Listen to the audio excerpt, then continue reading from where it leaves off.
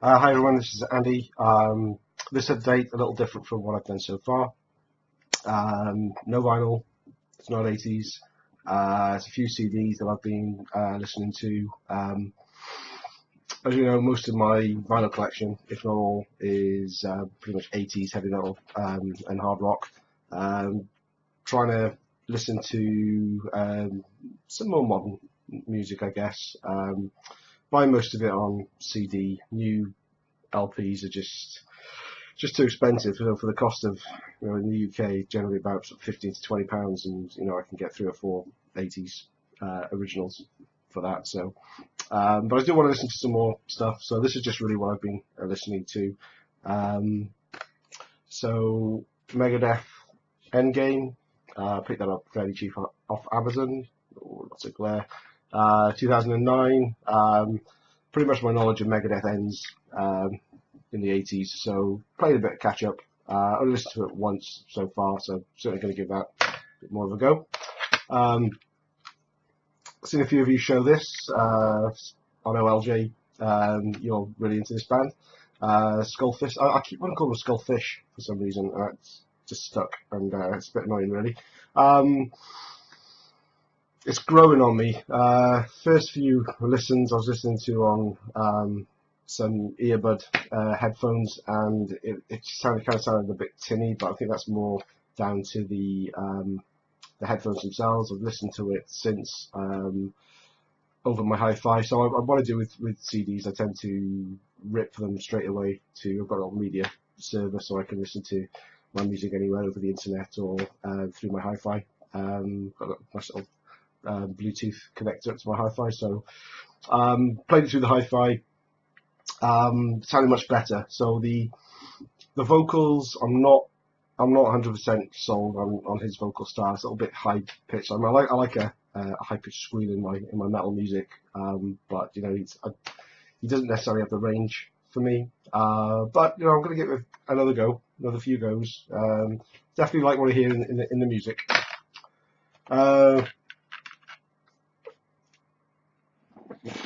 Hard Action, Sinister Vibes.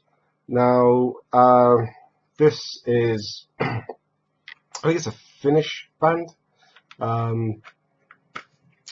It's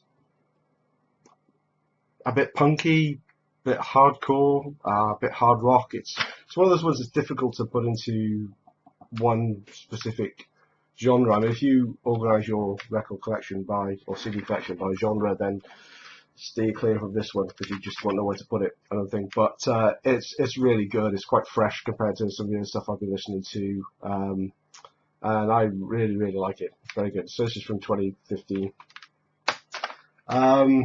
Not really heavy metal or hard rock, although there's elements of hard rock to it. Royal Blood. These are getting a lot of attention over here, certainly. So this is from 2014, self-titled album.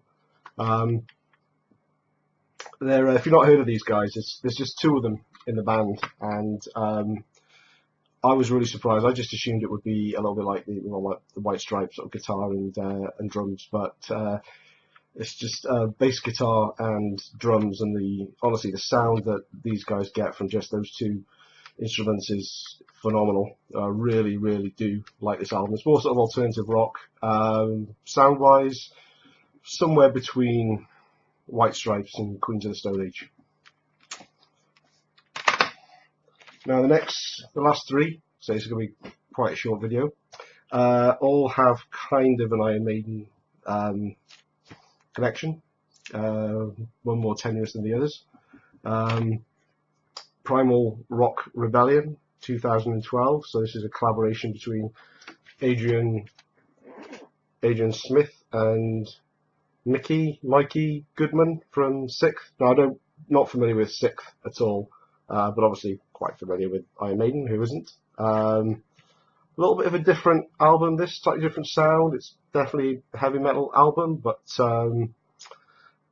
vocals take some getting used to, but I keep playing it. It's really, really good. Thoroughly recommend that.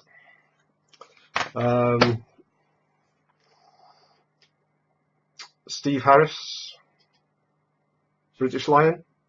Obviously Steve Harris from Iron Maiden, his solo project.